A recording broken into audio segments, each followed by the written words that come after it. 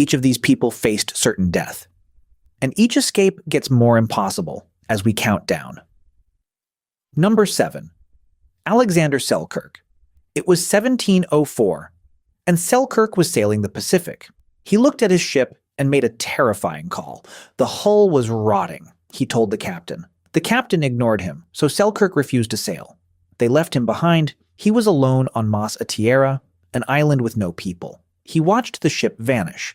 The panic hit immediately. For the first months, he could barely function. Just grief. But slowly, he adapted. He caught goats with his bare hands. He tamed feral cats to keep rats away at night.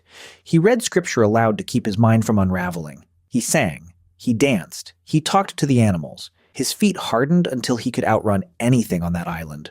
4 years passed, then 4 more months. Then a British privateer spotted his fire. He'd been completely alone for 4 years and 4 months. The captain wrote about him, every detail. That story crossed the ocean before Selkirk did. Back in London, civilization felt like a cage. His story inspired Robinson Crusoe. He was physically present. Mentally, already gone. Part of him stayed on that island forever. Number 6. Mauro Prosperi.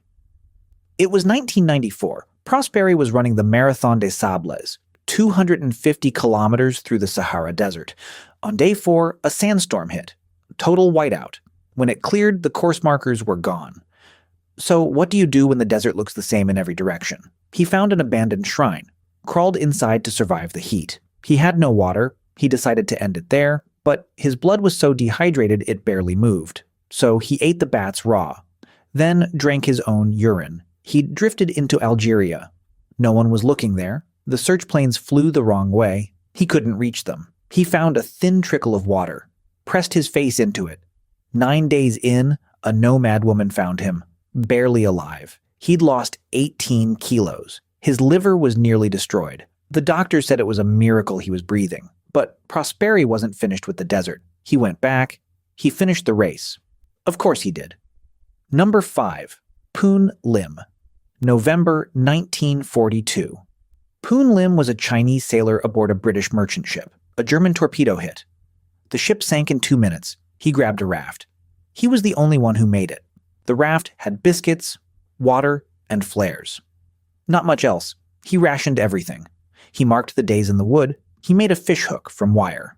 A line from canvas threads. He caught fish, then used the fish to catch seabirds. Ships passed.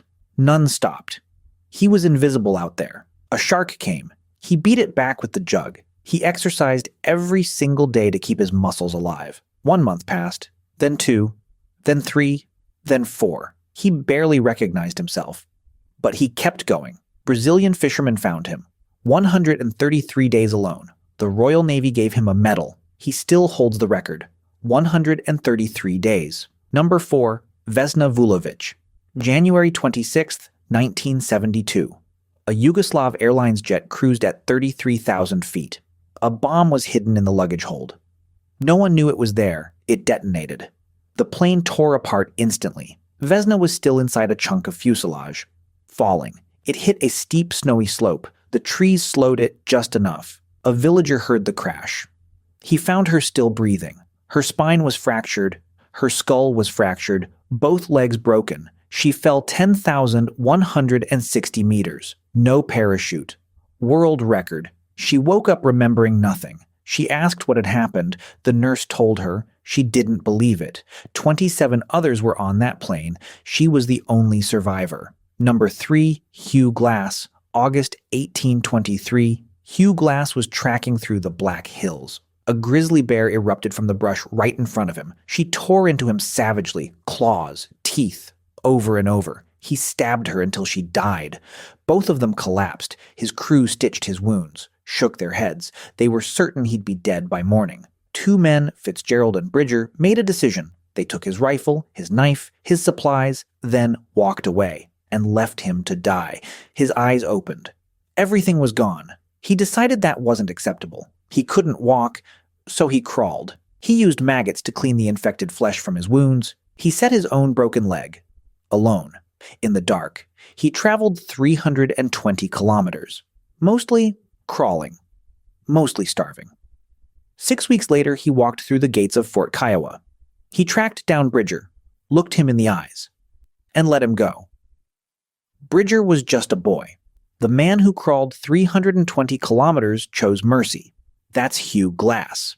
Number 2, Aron Ralston. April 26, 2003. Aron Ralston was hiking alone in Blue John Canyon, Utah. He told no one where he was going. An 800-pound boulder shifted. It pinned his right hand to the wall. He pulled, he twisted, he screamed. The rock did not move. He had a little water, a dull multi-tool, that was all. 1 day passed, then 2, then 3, then 4. On day 4, he carved his name into the rock, his own gravestone. He filmed a goodbye to his family, then put the camera down. Then something shifted. One terrible idea. He snapped his own forearm bones against the rock. Then he cut through his own arm. Took about an hour. 5.5 days. Then he walked out into the sun. He met hikers on the trail. They called for rescue. A helicopter pulled him out. He was still conscious and talking. He went back to climbing mountains with a prosthetic arm. Number 1. Juliane Koepcke. Christmas Eve, 1971. 17-year-old Juliane Koepcke boarded a flight in Lima. The plane flew into a violent electrical storm. Then, lightning hit the fuel tank. At 3,000 meters, the plane came apart. Juliane was still buckled to her seat, falling, spinning, somehow alive. The seats spun like a sycamore seed. That spin slowed her descent. She hit the canopy. Branches broke her fall. She survived. She woke up alone. No rescue, just the Amazon. She remembered what her father taught her. Follow water downstream. She found a stream, stepped in, and kept walking. Her wounds became infested with maggots. She cleaned them herself. She walked for 11 days, alone, through the Amazon.